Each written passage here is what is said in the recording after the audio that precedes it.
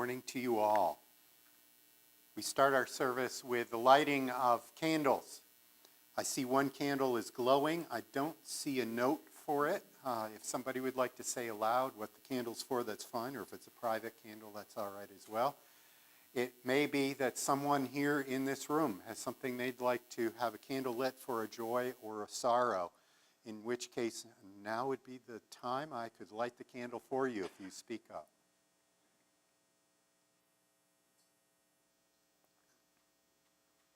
Jill? A candle of gratitude for John and Carleen who do their best to help us make beautiful music. A candle from Jill, from John and Carleen, in helping the choir do their very best. A candle in memory of Jim Tyler? Jim Tyner. There you go. Candle in memory of Jim. Is there somebody over here? Yep. Candle of joy at seeing Lloyd Slocum. Christine has a candle of joy of seeing Lloyd Slocum here. Good to see you again, Lloyd.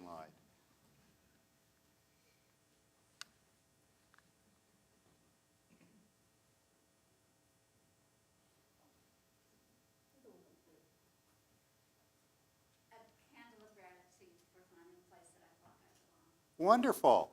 Candle of gratitude for finding a place where you belong. All right. Welcome. Just a candle of gratitude for having the holidays and for all the fellowship that's happening here. From Kevin, gratitude for all the holidays and all the fellowship happening here. And I'm going to light a candle for Kevin, Kevin's helpers, John, for yesterday, the carol singing around the campfire. Thank you for that. Talking about fellowship and fun. I'll light one more candle for the folks who are online, perhaps having something in their hearts, or maybe held in silence at the moment of those who are here in this room. We have time in our coffee time or our Super Sunday soup time afterwards to meet and greet one another and learn more of our joys and sorrows, because this is a way in which we weave our sense of community with one another.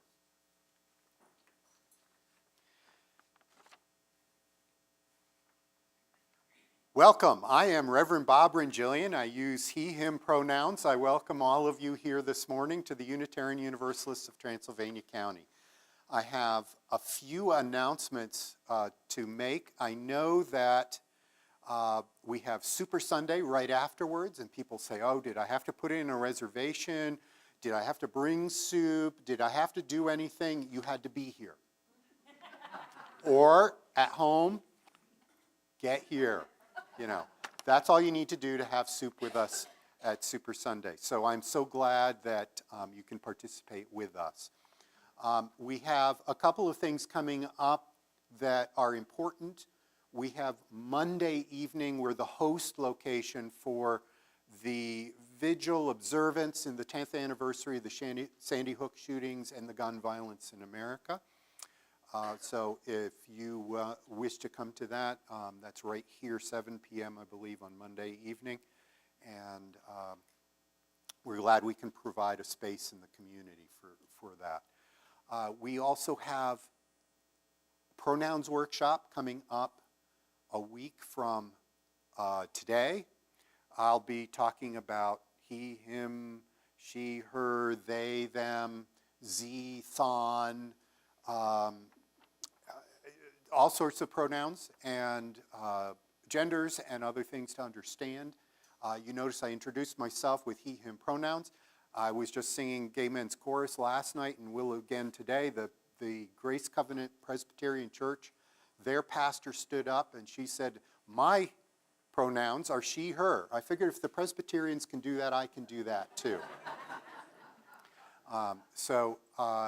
We want to be able to make sure that folks are comfortable in understanding the direction of all of the newness of all of this for some folks and not so new for others. Let's see, were there any other slides of announcements that we needed to do? I don't think so. Was that? Oh, yeah, we'll talk about that when it's time to give. Don't look now. That'll be for when you give. Okay, and I also wanted to mention there was a piece put in for the update on Friday, the news blurb that goes out to everybody. Tara McDonald is sponsoring signatures on a business resolution to put something on the agenda of the Unitarian Universalist General Assembly, and there's Tara, and it's the Young Adult Caucus is putting this on, and so you can talk to Tara or go back to your newsletter and read all about it, and there are a certain number of signatures needed for it to go on the business agenda. Jim? Yeah, we should mention that visitors are specifically invited for the Super Sunday after the service. So visitors listen to the wisdom of our members. Visitors are especially invited to eat soup. Please join us for our sense of getting to know one another. I'm so glad we're back and doing that. Thank you all. We'll now move into the service, and you're going to find that we're doing the front end of our service a little bit differently. We're going to go choir, opening words, and opening hymn. And I'm going to help lead you in the opening words from over there. Don't be confused. It just keeps me from running back and forth, all right?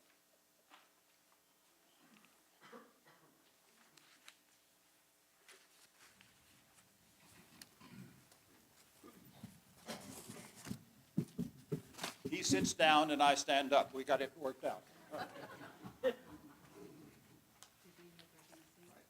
sorry, I didn't get that. Here we go.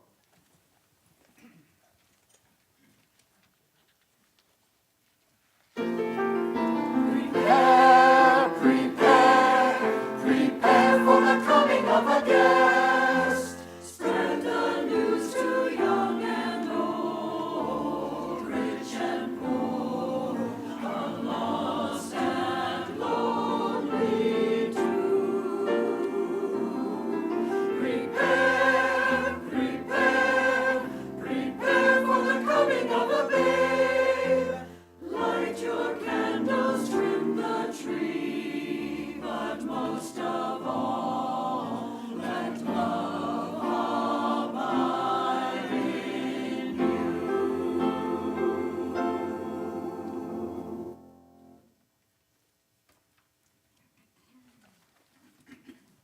Please join in the opening words thrown on the screen. In this time of waiting, may we hold the world in our hearts. In this time of waiting, may we hold each other's hands. In this time of waiting, may we be thoughtful and introspective. In this time of waiting, may we delight in the darkness and all it teaches us. In the time of waiting, may we rekindle the fires of hope, love, joy, and peace within ourselves and our communities. In this time of waiting, may we become ready for the coming day. Come, let us worship together.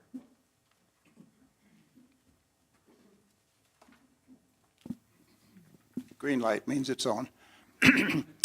We're going to sing the hymn, People Look East. I'm going to ask that you remain seated for the first verse, which the choir will sing, and then for the second and third verses, stand with us and sing.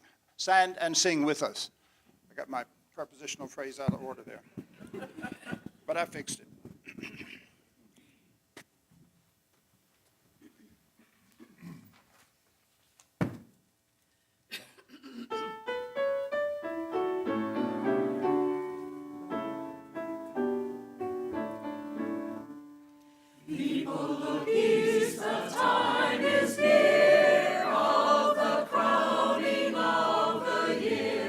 Make your house fair as you are able.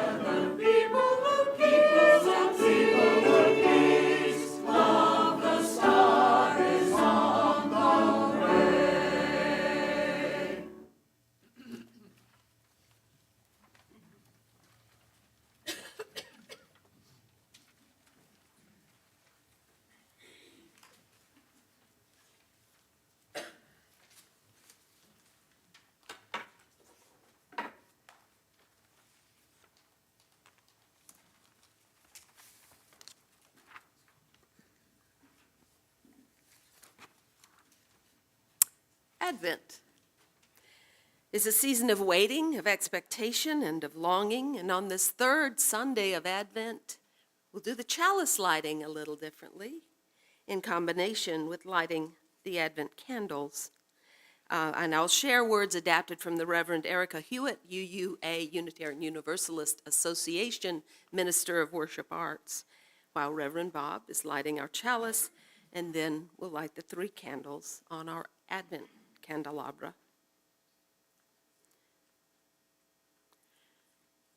Today we again light Advent candles for the first 2 weeks of Advent, hope and love.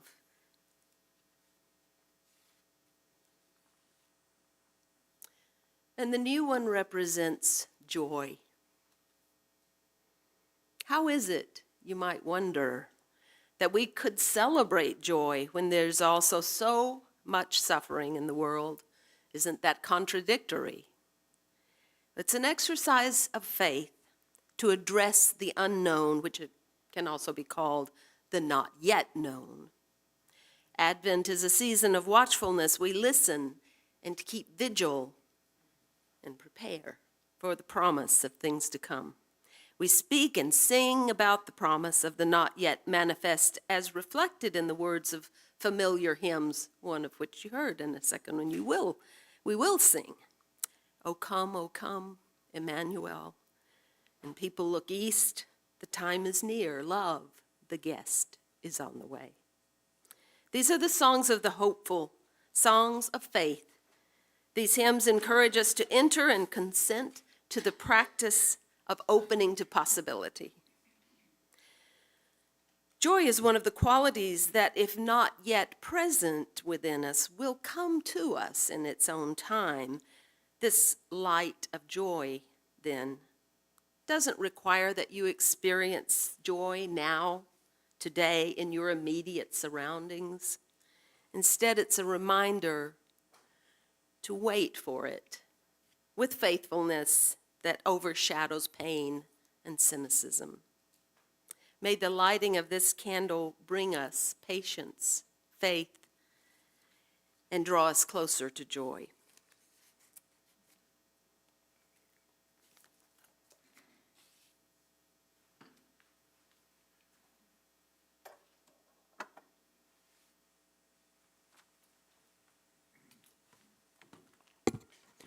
Good morning. My name is Kevin Lausch, and I get to work with the children and youth here at UUTC, and I'm very happy to do so. And first off, I have to just make sure I have my slide advancer ready. Whew. Okay, that was good.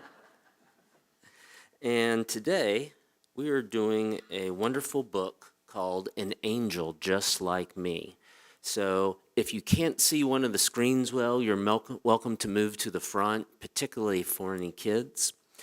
And this is a really good book because it talks about how everybody needs to see representations, things like pictures and drawings, photographs, toys that look like them, that's something like them, whether it's the color of your skin, or the way you dress, if you wear a hijab or a scarf around your head, if you are gay or transgender, if you're in a wheelchair, everyone needs to see something that looks like them in life. And this is also a good book for Advent because this child is waiting and looking for something like them. It was nearly Christmas, and everyone in the family was busy except Tyler. LaBelle and Marcy were putting up holly and ivy, Mother and Father were bringing in the big Christmas tree, and TJ was sorting things through the old box of decorations. Even Simone was sticking paper chains together. But Tyler was the only one with nothing to do, so he played with his dog Bagel. "Oh no," TJ said after a while. "Look at this angel." Everyone stopped what they were doing and looked at the angel. It was broken in half. "Well, we'll have to get another one," sighed Mom. Tyler picked it up. Why do angels always look like girls, he asked. Can't a boy be an angel? But no one answered. They were real busy. And why do they all have gold hair, Tyler asked. And why are they always pink?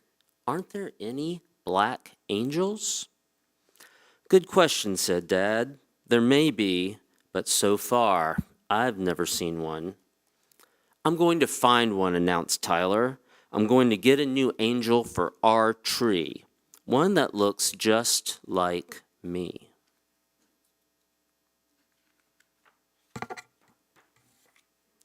Now that Tyler had a special job, he worked hard at it. Every day after school, he went shopping and looked for angels. Some were big and some were small. Some had curly hair, some had straight hair. They all had wings, but Tyler couldn't find one that looked just like him.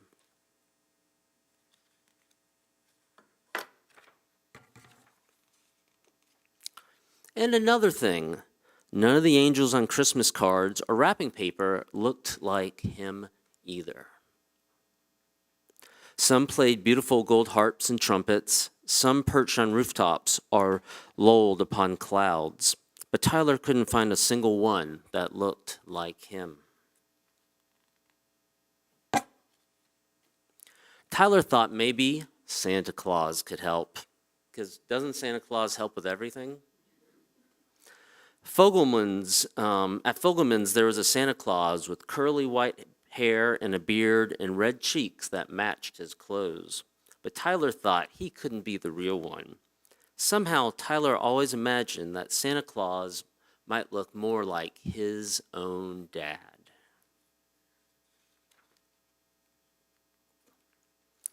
Just as Tyler was turning away, another Santa came in to take over. This one wore his beard like shaving cream upon his face, on his brown face, and he had a huge stomach. Tyler poked him because he knew him. "Hi, Carl," he said. "Is that stomach all yours?" "Hi, Tyler," said Santa. "No, it's a cushion, but you're not supposed to recognize me. This is my holiday job." Carl was an art student at the local college who sometimes was the children's sitter at Tyler's home when his mom and dad had to work late. Tyler told Carl his problem. "I see," said Carl. "I never thought about that, but you're right. You should have an angel that looks just like you." "There's not much time left," said Tyler. "I guess if I can't find an angel, I'll just have to get a star instead. A star's the same for everybody."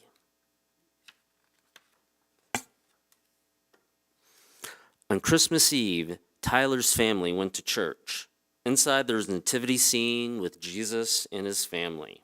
Animals, shepherds, 3 kings crowded the stable too. "Hey," Tyler said, "there is a king that looks a lot like you, Dad."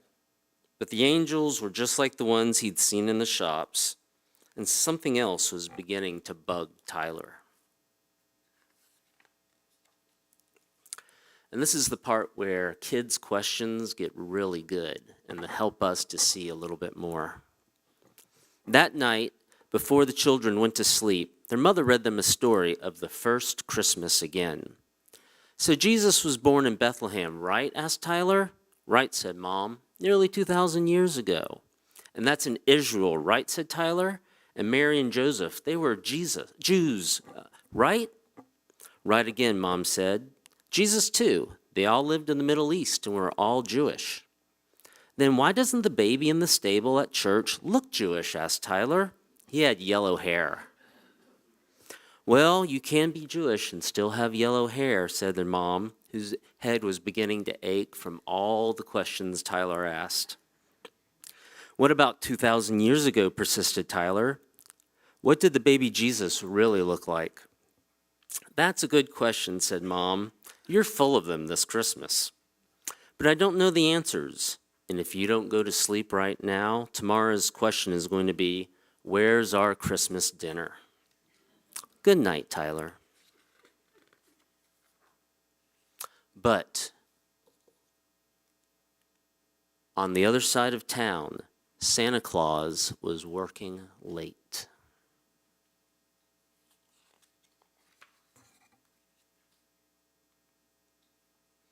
Christmas Day was always special at Tyler's house. There were 2 grandmas and 1 grandpa. There was uncles and aunts and 3 cousins for him to play with. Tyler looked up at the brand new gold star on top of the tree and gave a little sigh. Stars are good, he said, but they're the same for everyone. At that very moment, Mom walked in with a package. Late delivery from Santa, she said to Tyler. This just came for you. It was the most beautiful carved wooden angel, and apart from the wings, it looked just like Tyler.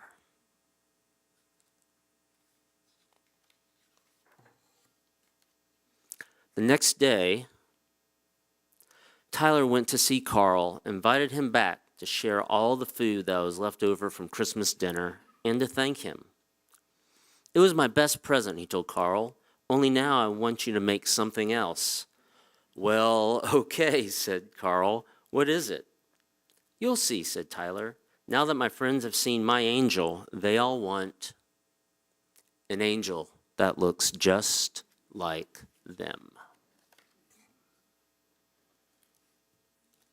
And that's our book, An Angel Just Like Me, written by Mary Hoffman, and pictures done by Cornelius Van Wright and Ying Hua Hu, which interestingly enough are can't see the picture, but a interracial couple with very different backgrounds. So it's always important to be able to see things that look just like us. And real quick, I want to give a shout out to our lovely library for our town and county. They have more and more good books in there, particularly for kids, that give a representation of everybody. And now, Luke Powers, our wonderful teaching assistant and amazing teen, will come up and we'll light the children's chalice, and then all the kids will go out to the class.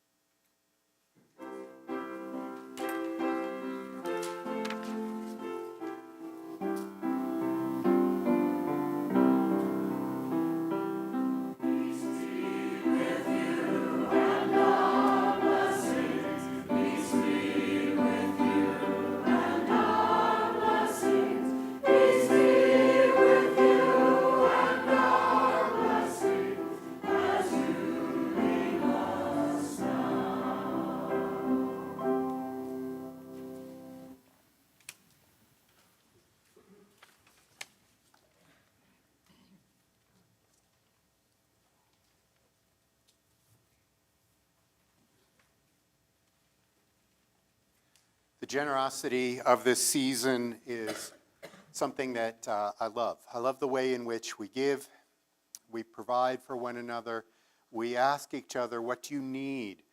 And we surprise each other. I love the story and the way in which somebody brought their own time and talent to giving something to a child that could not be bought, that needed to be created afresh and new. And this time in the service, we nurture generosity. We ask for some blessing from your treasure to pass on to us in the basket or in the envelopes to the Unitarian Universalist Service Committee, which provides social justice and needs to people all around this world. We will gratefully receive this morning's offering.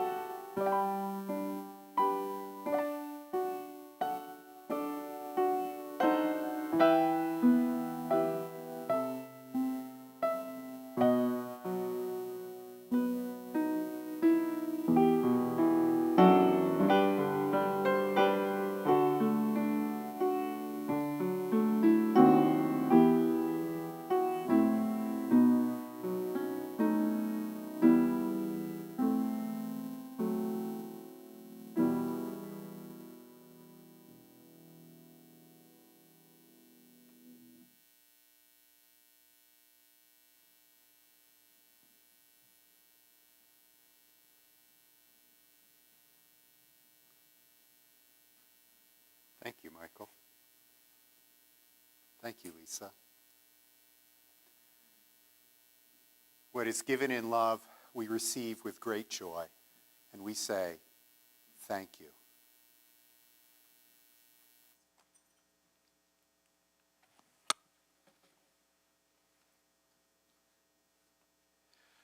I invite you to take a deep breath. Center yourself. Wiggle around in your seat, eyes open or closed, in whatever way to orient towards meditation and prayer. Spirit of love and life, we who are gathered here come on this day with hope and love and joy. We come to this moment, this season, with anticipation, with expectation, with preparations underway for family travels, holiday meals, to prepare all things to be ready. We do this in the midst of the ups and downs of life, the memories of those who are lost, the candles that are lit for the joys and the sorrows, the sense that life is going on all around us in a frenetic pace. May we take a deep breath. May we be strengthened to our core, that we might be able to savor something of this season, its lights, its messages, even in the midst of all the roar from the world and from our hearts. These and the prayers of our hearts we hold now in the silence.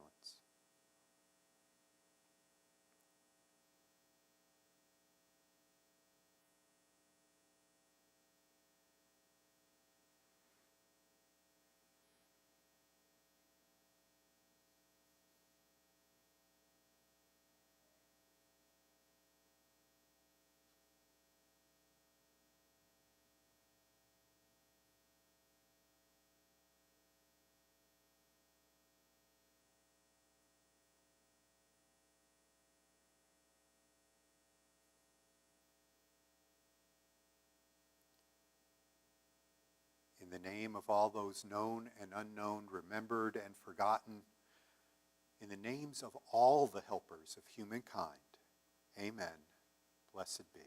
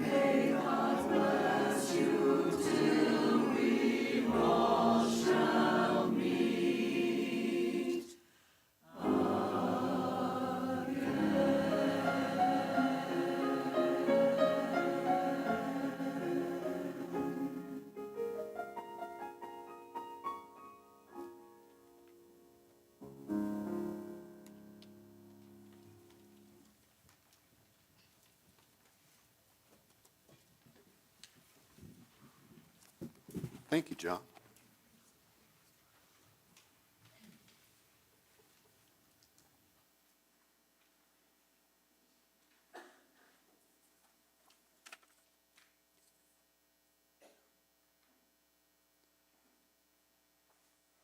The reading picked out for this morning, it's one I had to wrestle with this reading.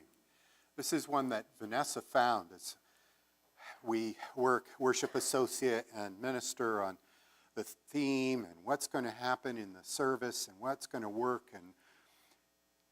And Vanessa came up with this one and asked, well, what do you think of this one? And I didn't respond. I said, I liked the opening words you have, and I didn't respond about this one. There is something about this one that is a challenge. It doesn't quite fit. It needed to be sat with, and I'm not going to give you the time to sit with it, so I'm going to give it to you. It's by Annie Gonzalez Milliken, Wait Like the World is About to Turn. I've excerpted some parts of it for you. For those of us who follow the Christian tradition, now is the season of Advent, a time of waiting. And whether or not we are Christian, I believe that Unitarian Universalists and progressives of any or no faith have something to learn from this Christian season of Advent this year. Because we are waiting. How we long for a day when no more people are shot. How we long for a day when the police who do shoot black men and boys will be held accountable. Oh, how we long for a day when every single American would rise up and say to violence, enough is enough. We must end violence. Oh, how we wait. Waiting can be discouraging, can be demoralizing, can bring despair, paralysis, denial, a turning off. Waiting can feel passive. But I think this Advent season, we're called to wait differently. We're called to active, hopeful waiting. This Advent season, wait like Mary. Wait like a poor, undocumented, pregnant teenager in an occupied territory who knows that she is scared, who proudly proclaims that all generations will call her blessed. If you too know the oppression in our current society, remember how very scared you are.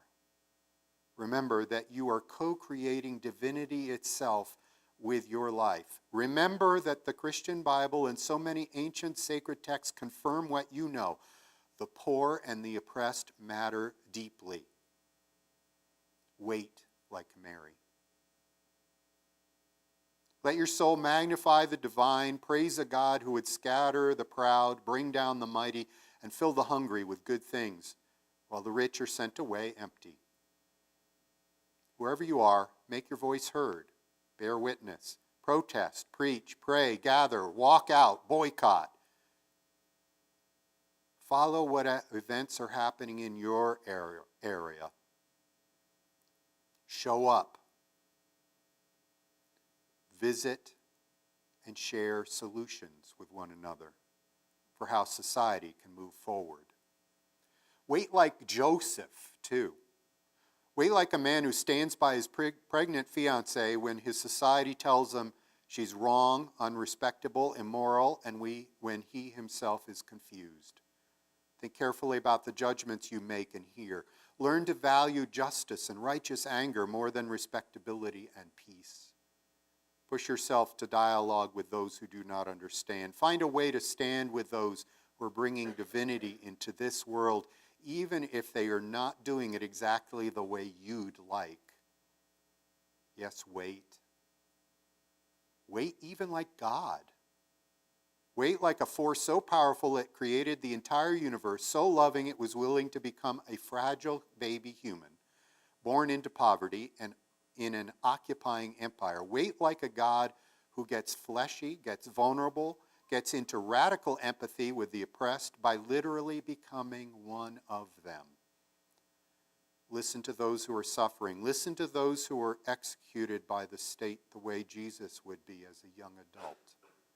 Listen to those who experience violence, occupation, condemnation. We cannot, like the God of the Advent story, become a human of a certain time, place, and social situation, but we can practice radical empathy.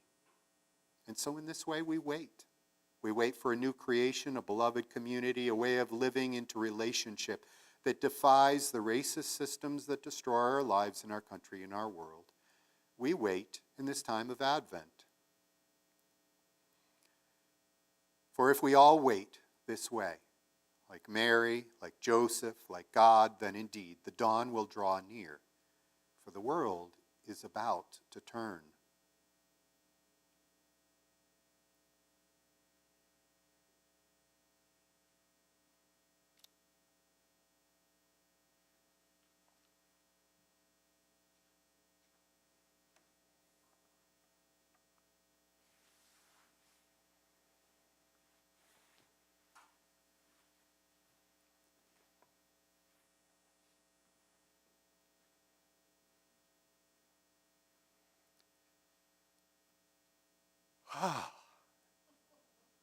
What a message.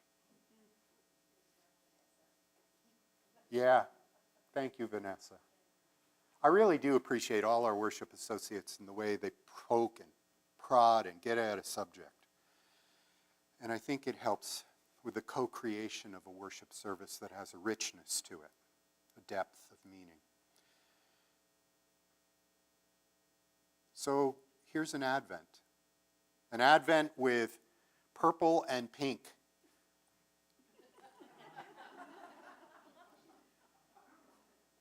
These are the colors.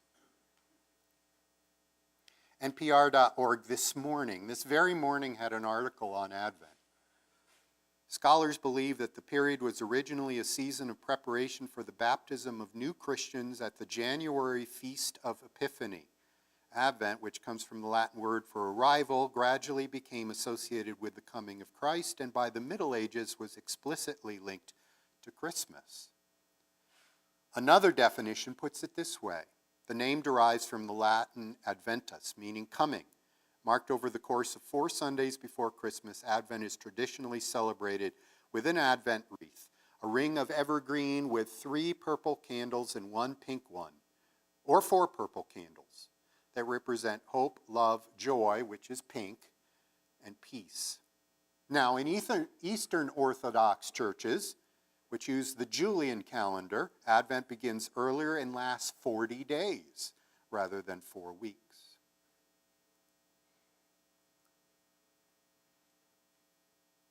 I had an upbringing in a humanistic, atheistic, Unitarian Universalist congregation in which I hadn't heard a thing about Advent except for the fact that my Episcopalian aunt and uncle would send my brother and I each an Advent calendar. So that, okay, that's Advent. You get a calendar and you open it up and it has something in each door each day until you finally get to Christmas.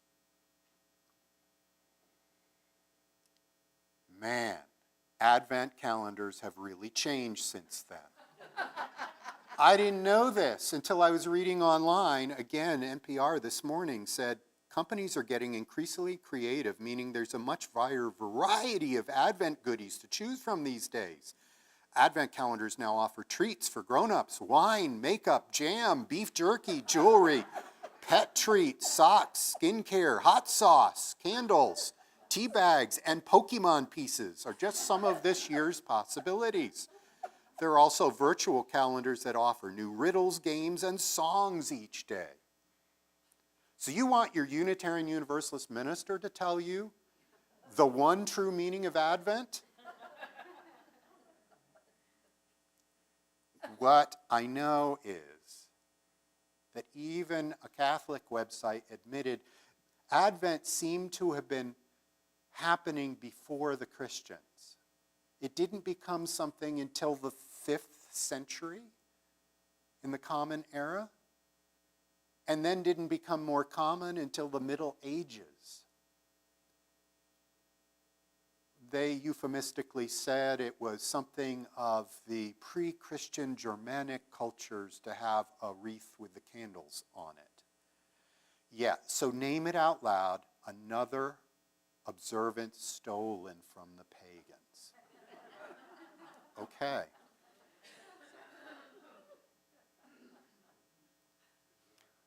I don't know exactly when and what and how and where things became the way they are for Advent. But I know this, from the moment that we get to Veterans Day, people are playing Christmas music. And Advent is supposed to be an entirely different message of waiting. And the Christmas music is all about, here's the great day. And we sing about, here's the great day, forever. Forever. And ever. But are we doing the waiting? Are we doing the anticipation or prepare?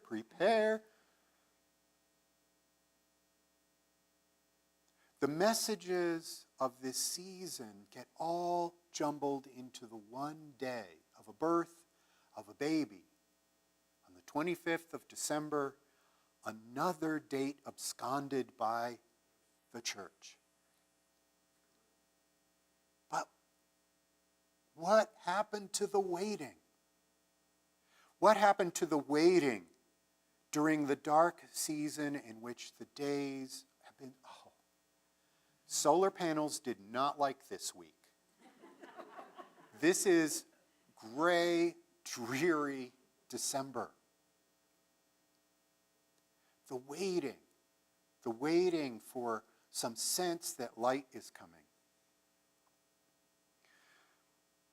But deeply, I think religiously, the waiting like Mary, the waiting like Joseph, the waiting like God, the waiting like oppressed peoples in this country or all over, the waiting of the moms of the Sandy Hook shooting, the waiting of the people who would like this world to turn and hear a message of hope and love and return to joy,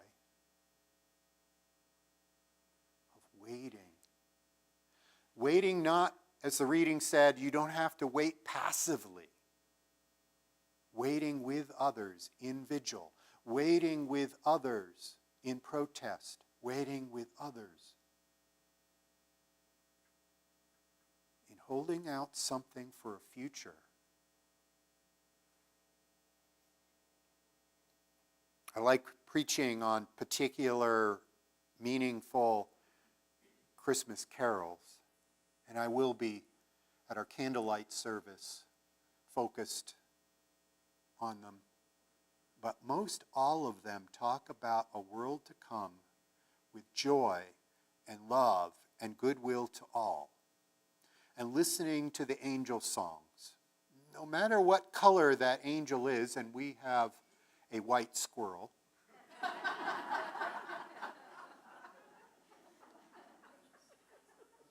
the representation, I see myself represented. And how bad is it? What do you see in the Advent calendars? What do you see in the imagery of the greeting cards? I don't send out greeting cards. Maybe one or two if somebody actually sent me one. But used to. And the look that's on the images. If we only have certain images, it is no wonder that we can have a society which will vilify the other, because it doesn't look divine. Because we have been shown since childhood it doesn't look divine. That's propaganda, folks. That's propaganda, again and again, repeating again. There's a time in history when Advent calendars were banned. It's World War II in Germany. Nobody could publish calendars with images on them. Only the government could. And so the Advent calendars from the government all had swastikas on it.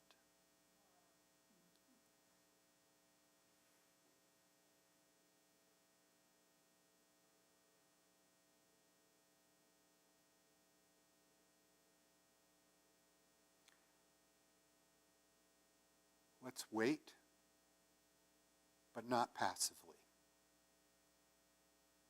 Let's put our dollars down for the things that look more like the diversity in our world.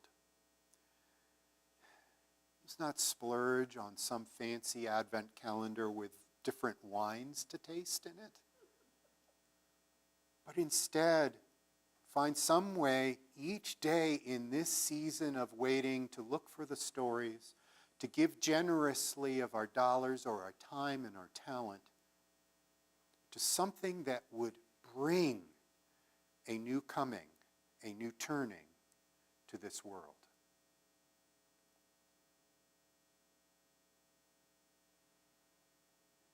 No matter what way you have been raised, the depth and the meaning of these candles, and I know some traditions put them in a different order than we've done them, or add a different word to represent.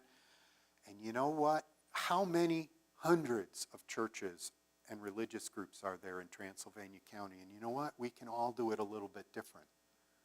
But if we get down to some of the depth and the meaning, that there's a story placed on a day that was part of pagan ritual, that was part of looking for the turning of a year, that was looking for the return of a son, and instead inserting a baby and saying, this is a baby of promise. If we're waiting for that baby of promise, let us also look to each other in our faces and find something of the holy. Make something of the holy in our waiting, in our anticipation. It seems to me that the world outside is full of problems that human beings have made. And the world outside needs all of us to sit and think deeply about what we're waiting for and what we think can get us there. Thank you.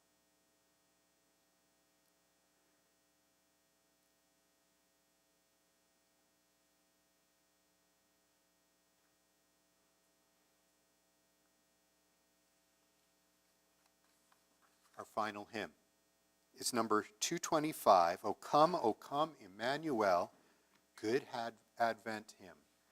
Let's rise and sing as we're willing and able.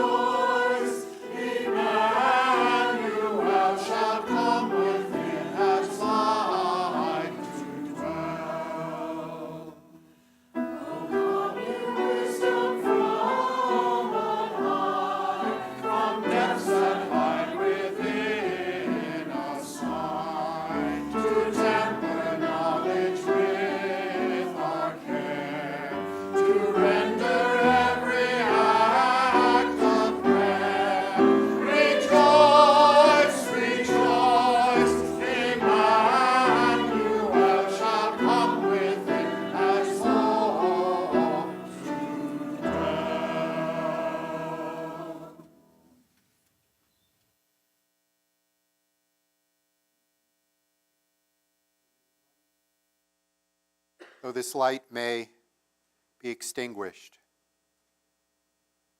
may our prayers carry on in the way in which we act them out in this world. Though this helper candle is extinguished, let us remember that we are the helpers, and go out and find a way to light the way for someone else.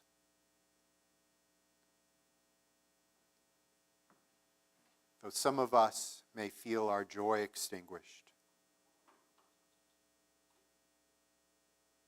love extinguished when we read the news,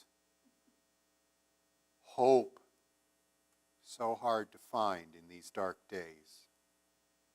Let's remember that we have one another, the values that we've been taught, and all the wisdom from on high, that we may go out, find our way, and find our way back again to this place of hope and love and joy again. Blessings on all of you.